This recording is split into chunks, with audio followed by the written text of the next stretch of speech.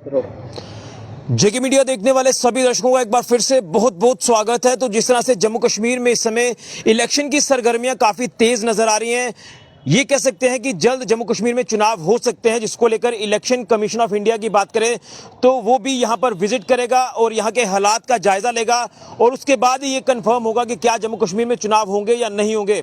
इसी के ऊपर आज हम चर्चा करेंगे कि भारतीय जनता पार्टी कितनी तैयार है इलेक्शन को लेकर। तो हमारे साथ मौजूद है वीनू खन्ना जी, जो कि स्टेट सेक्रेटरी हैं बीजेपी के, तो आज सांबा पहुंची हैं। तमाम आप देख रहे हैं कि उनके महिला साथी यहां पर मौजूद हैं और लगातार इनकी तरफ से जो तैयारियां हैं वो इलेक्शन को लेकर भी की जा रही हैं। हालांकि आज हैंडलूम दिवस है, खादी दिवस है, तो उसको लेकर भी आज इनसे एक मैसेज लेंगे। लेकिन सबसे अहम कि क्या वाकई में जम्मू कश्मीर में अब चुनाव होने जा रहे हैं और बीजेपी कितनी तैयार है चुनावों को लेकर, ये जानने की कोशिश करते हैं। आपका बहुत बहुत स्वागत है।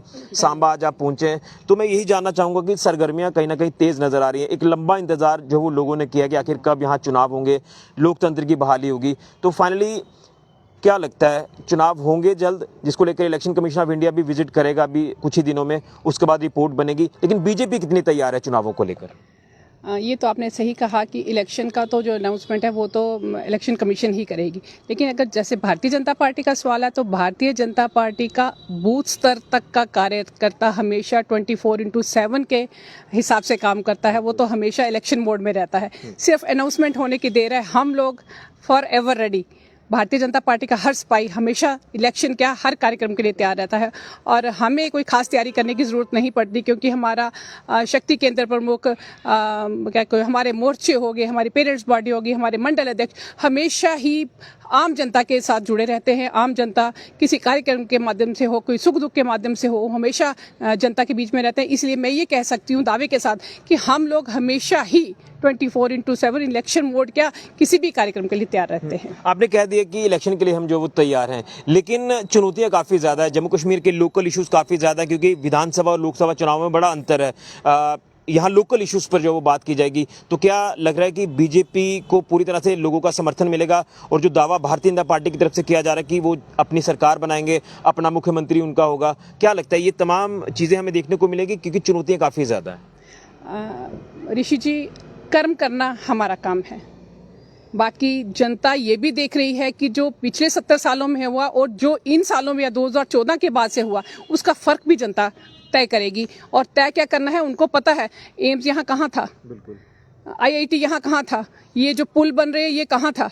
और मैं ऐसे में कार्यक्रम गिनाने पड़ूं ना, इतने काम हुए हैं कि मेरी फहरिस्त बहुत लंबी हो जाएगी। ये आम जनता जानती है, बहुत भली भांति जानती है कि पहले क्या होता था और इन 70 सालों का फर्क और इन 2014 के बाद टिल अब तक का फर्क क्या है। और मोदी जी तीसरी टेन्योर में प्रधानमंत्री जी बने हैं। इससे भी आपको स्पष्ट संदेश जाता है कि कहीं ना कहीं भारतीय जनता पार्टी का समर्थन को जो है आम जन भी समर्थन करता है। माना दुश्वारियां रहती हैं, परेशानियां रहती हैं, लेकिन ये तो एक छोटे परिवार में भी होता है ना, होता है कि नहीं होता है। लेकिन फिर भी मुझे ये पूरी उम्मीद है कि भारतीय जनता पार्टी जो है लोगों के लिए काम करती रही है और लोग इस चीज़ को समझते हैं। लेकिन फिर भी आप मानते हैं इस चीज़ को कि कहीं ना कहीं कुछ अभी भी खामियां हैं जिन्हें दूर करने की काफ़ी ज़्यादा ज़रूरत है? मैंने कहा ना, हमारा हर कार्यकर्ता हमेशा से बूथ स्तर से लेकर अपर लेवल तक काम करता रहा है और परेशानियां क्या दुश्वारियों को भी झेलता है। लेकिन फिर भी मैं दावे के साथ कहती हूं कि कहाँ कौन सी पार्टी नजर आती है ग्राउंड पे।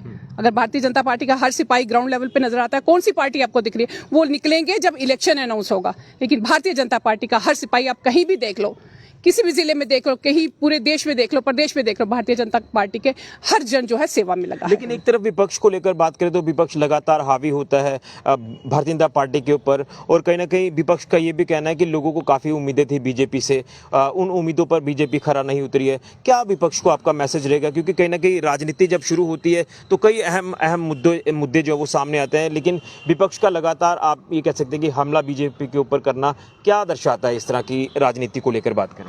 हमला करना राजनीति का हिस्सा है, क्योंकि उनके ऊपर हाथ में कुछ रहा नहीं, उनके पास बोलने को कुछ रहा नहीं।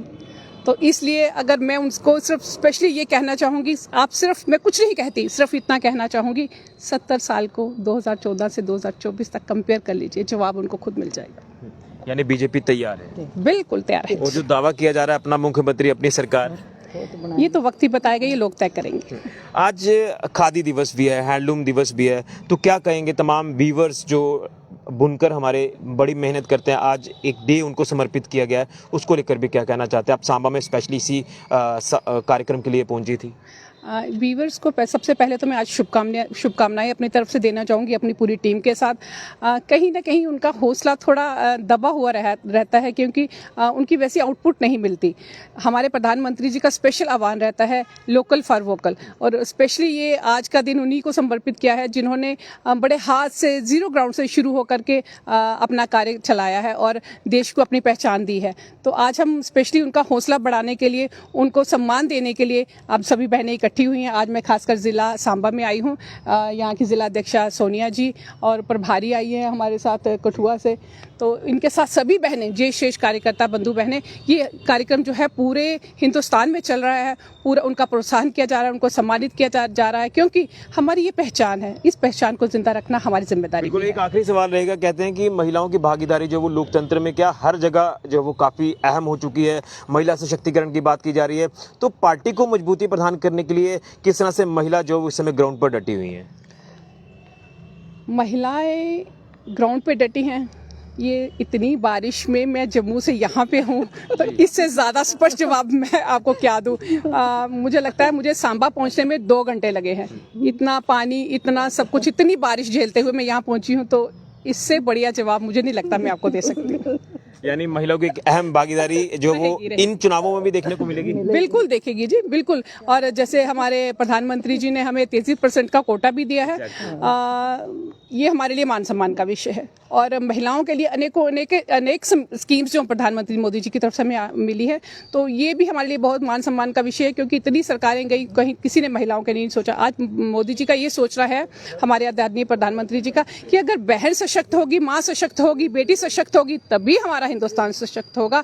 और अब मुझे लगता है कि बहनों की भी तो जिम्मेदारी है ना, तो बहनें इसीलिए ग्राउंड लेवल से उठ के पूरा काम कर रही हैं और पूरा उनको समर्थन दे रही हैं और उनको मजबूत करने के लिए हर वो कार्य करेंगी जिससे हमारा देश मजबूत हो। कहते हैं ना कि प्रश्न खत्म नहीं होते, फिर वही प्रश्न आ जाता है कि विपक्ष लगातार ये कहता है कि बीजेपी ने कुछ नहीं किया, लेकिन जो स्कीम्स जो तमाम डोरस्टेप तक पहुंचाई हैं केंद्र सरकार ने, तो उसको लेकर लगातार लोगों को जागरूक भी किया जा रहा है, लेकिन विपक्ष फिर कहता है कि कुछ नहीं किया।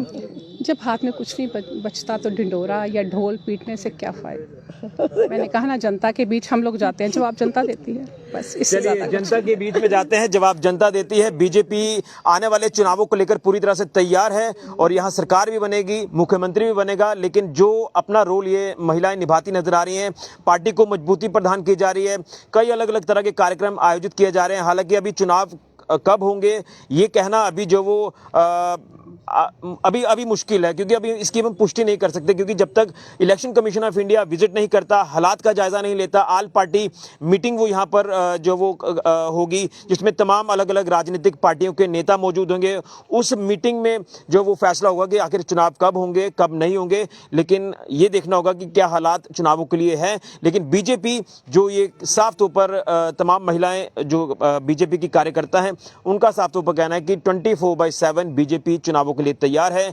और अब देखना यह है कि चुनाव कब होते हैं और चुनावों में जीत कौन सी पार्टी हासिल करती है और किसकी सरकार बनती है। बहरहाल बीजेपी का यह दावा है कि हम अपनी सरकार बनाएंगे, उनका अपना मुख्यमंत्री होगा, लेकिन चुनौतियां काफी ज्यादा हैं। फिलहाल के ऋषि खजूरिया, जेके मीडिया के लिए।